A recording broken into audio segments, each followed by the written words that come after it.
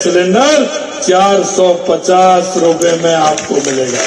नमस्कार दोस्तों, आइए जानते हैं आज शाम राजस्थान की बड़ी खबरें। दोस्तों, राजस्थान से आज की सबसे बड़ी अपडेट आ रही है कि सरकार ने घोषणा की है कि राजस्थान में 1 जनवरी 2024 से प्रदेश की महिलाओं को 450 रुपए में गैस सिलेंडर मिलेगा। मुख्यमंत्री ने नए साल की सौगात देते हुए 1 जनवरी 2024 से प्रदेश की महिलाओं को 450 रुपए में गैस सिलेंडर उपलब्ध कराने की घोषणा की। मुख्यमंत्री की घोषणा के अनुसार 1 जनवरी रसाई गैस सिलेंडर सब्सिडी योजना के तहत प्रधानमंत्री उज्ज्वला योजना एवं चयनित बीपीएल परिवारों को मात्र 450 रुपए में गैस सिलेंडर मिल सकेगा। योजना के तहत साल भर में कुल 12 सिलेंडर लाभार्थी ले सकेंगे। दोस्तों, सब्सिडी राशि लाभार्थियों के खातों में हस्तांतरित की जाएगी। भजनलाल सरकार ने Indira Gandhi gas cylinder subsidy योजना का नाम बदलकर अब रसोई गैस सिलेंडर सब्सिडी योजना कर दिया है। योजना का लाभ लेने के लिए उपभोक्ता को विकसित भारत संकल्प यात्रा शिविर में इसके लिए रजिस्ट्रेशन करवाना होगा। आपकी आसपास कई भी भारत संकल्प यात्रा शिविर लग रहे हैं, वहां आप इसमें रजिस्ट्रेशन करवा सकते हैं। दोस्तों, नए साल से आपको यह सब्सिडी मिलना शुरू हो जाएगी, जिससे आपकी सिलेंडर की कीमत 450 रुपये ही पड़ेगी। नॉनवेज दुकानों को लेकर फिर आगब बुला हुए बाल मुकुंद आचार्य। राजस्थान में बीजेपी सरकार बनने के बाद से हवा महल विधायक बाल मुकुंद आचार्य लगातार एक्शन मोड में हैं। बाल मुकुंद ने बुधवार को नॉनवेज रेस्टोरेंट के अवैध अतिक्रमण हटाने को लेकर पुलिस अधिकारियों को आदेश दिए। उन्होंने आगब बुला होते हुए कहा, 100 बार बोलने के बाद भी कार्रवाई नहीं हो रही है। अगर यह आपका काम नहीं है तो साफ बात है, बॉर्डर पर काफी जगह है।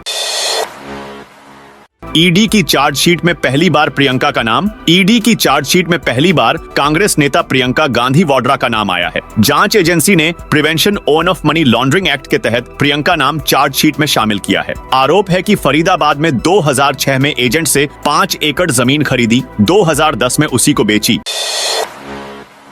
प्राण प्रतिष्ठा में गर्भगृह में मोदी योगी समेत 5 लोग रहेंगे। 22 जनवरी 2024 को अयोध्या में रामलला की प्राण प्रतिष्ठा है। सूत्रों के मुताबिक प्राण प्रतिष्ठा के समय गर्भगृह में प्रधानमंत्री नरेंद्र मोदी, राज्यपाल आनंदीबेन पटेल, मुख्यमंत्री योगी आदित्यनाथ, संघ प्रमुख मोहन भागवत और मंदिर के आचार्य, मुख्य पुजारी मौजूद रहेंगे। सबसे पहले पीएम मोदी प्रभु श्री राम को आईने में उनका चेहरा दिखाएंगे। साल के आखिरी दिन इन 4 जिलों में होगी बारिश। राजस्थान में घने कोहरे का अलर्ट। 31 दिसंबर से प्रदेश के जयपुर, जोधपुर, कोटा, उदयपुर संभाग सहित अधिकांश जिलों में हल्की से मध्यम दर्जे की बारिश हो सकती है। इससे तापमान में गिरावट आएगी और सर्दी बढ़ेगी। प्रदेश में जनवरी 2024 के पहले ही दिन पारा गिरने से सर्दी बढ़ सकती है। वेस्टर्न डिस्टर्बेंस का असर खत्म होने के बाद राजस्थान एक बार फिर से 3 जनवरी से सर्दी तेज होगी। इस बार सुबह शाम तेज सर्दी रहने के साथ दिन में भी गलन और शीतलहर का प्रकोप रहेगा। राजस्थान कर्मचारी चयन बोर्ड की नई पहल, भर्तियों का बदलेगा पाठ्यक्रम, सिलेबस रिव्यू समिति का गठन। राजस्थान कर्मचारी चयन बोर्ड की ओर से भर्तियों के पाठ्यक्रम में बदलाव की पहल की जा रही है। राजस्थान कर्मचारी चयन बोर्ड ने सिलेबस रिव्यू कमेटी का गठन किया है। नए पाठ्यक्रम के लिए यह कमेटी सरकार को सुझाव देंगी, यानी कि भर्तियों में अब बदल सकता है पाठ्यक्रम। हनुमान चालीसा बंद कराने पर 2 पक्षों में विवाद। उदयपुर शहर के घंटाघर थाना क्षेत्र में नाव घाट पर एक मकान में चल रही हनुमान चालीसा को बंद कराने पर 2 पक्षों में विवाद हो गया। हिंदू संगठन से जुड़े लोग मौके पर पहुंच गए और माहौल गर्मा गया। सूचना पर पुलिस जाप्ता मौके पर पहुंचा और दोनों पक्षों से समझाइश के बाद मामला शांत कराया। राम मंदिर में नहीं होगी मां सीता की मूर्ति। 70 एकड़ में बनने वाले राम मंदिर में भगवान रामलला की मूर्ति गर्भगृह में विराजित होगी। यह राम का वह रूप होगा जिसमें वे 5 साल के बालक रूप में होंगे। क्योंकि मूर्ति भगवान के बाल स्वरूप की है, इसलिए मंदिर में मां सीता की कोई मूर्ति नहीं होगी। अयोध्या में जन्मभूमि परिसर में 7 और मंदिर बनेंगे। मुख्य मंदिर के अलावा जन्मभूमि परिसर में 7 और मंदिर बनाए जा रहे हैं। इनमें भगवान राम के गुरु ब्रह्मर्षि वशिष्ठ, ब्रह्मर्षि विश्वामित्र, महर्षि वाल्मीकि, अगस्त्य मुनि, राम भक्त केवट, निषाद राज और माता शबरी के मंदिर शामिल हैं। इन मंदिरों का निर्माण 2024 तक पूरा हो जाएगा।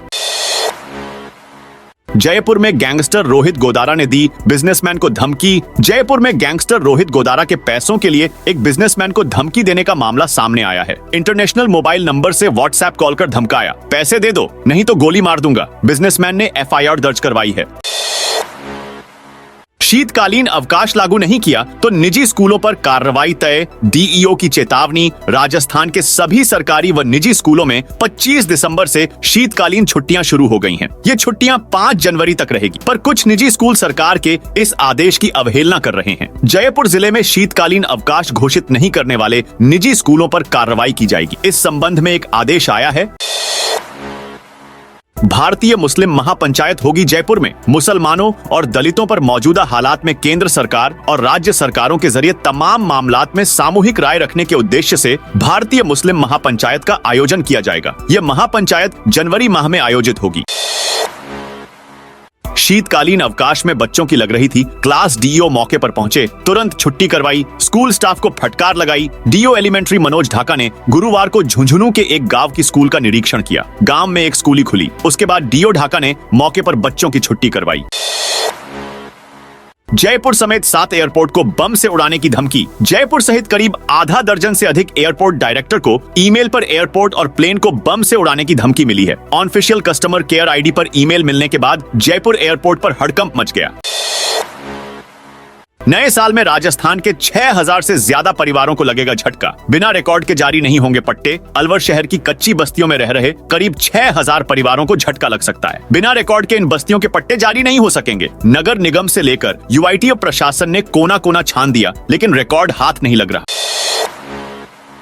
सरकारी छुट्टी की घोषणा की मांग। 3 जनवरी को सावित्री बाई फुले की जयंती है। ऐसे में माली समाज की तरफ से इस दिन सरकारी अवकाश की घोषणा की मांग की गई है।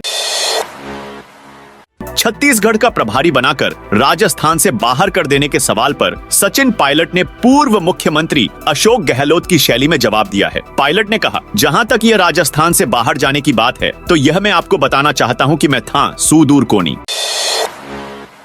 नई सरकार आते ही राजस्थान और मध्य प्रदेश के बीच इस परियोजना पर बनी सहमति। 90% पैसा केंद्र देगा। जयपुर विधानसभा चुनाव में भाजपा कांग्रेस के लिए बड़ा मुद्दा रही पूर्वी राजस्थान नहर परियोजना। ईआरसीपी का विवाद खत्म करने के लिए बुधवार को दिल्ली में जल शक्ति मंत्री गजेंद्र सिंह शेखावत की अध्यक्षता में बैठक हुई। दोनों राज्यों के बीच करीब करीब सहमति बन गई है। भले ही अभी एक और बैठक होगी, लेकिन दोनों राज्यों को संशोधित डीपीआर बनाने के निर्देश दे दिए गए हैं। संभावना है कि जनवरी में एमओयू साइन हो जाए। ऐसा होता है तो प्रदेश के 13 जिलों को पेयजल सिंचाई के लिए पानी उपलब्ध हो सकेगा। वहीं प्रोजेक्ट लागत का 90% पैसा भी केंद्र सरकार वहन करेगी। गौरतलब है कि अभी तक दोनों राज्यों के बीच जल बंटवारे को लेकर विवाद रहा है।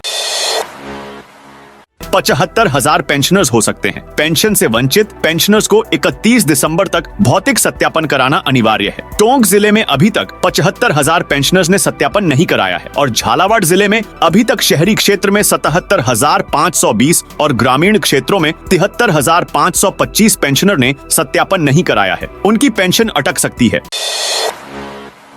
पर्यटन स्थलों का भ्रमण करेंगे। सरकारी स्कूलों के बच्चे। झुंझुनू में सरकारी स्कूलों के कक्षा 7 व 8 के 24 बच्चों को नए साल में प्रदेश के ऐतिहासिक व पर्यटक स्थलों का भ्रमण करवाया जाएगा। राजस्थान दर्शन कार्यक्रम के तहत भ्रमण कार्यक्रम 1 से 5 जनवरी तक होगा। स्कीम के तहत बच्चों को अलवर, भरतपुर, दौसा, जयपुर और सीकर के पर्यटन स्थलों का विजिट कराया जाएगा। तो दोस्तों, यह थी राजस्थान से जुड़ी आज की बड़ी खबरें। आप राजस्थान के कौन से जिले से इस वीडियो को देख रहे हैं, कमेंट करके बताइए।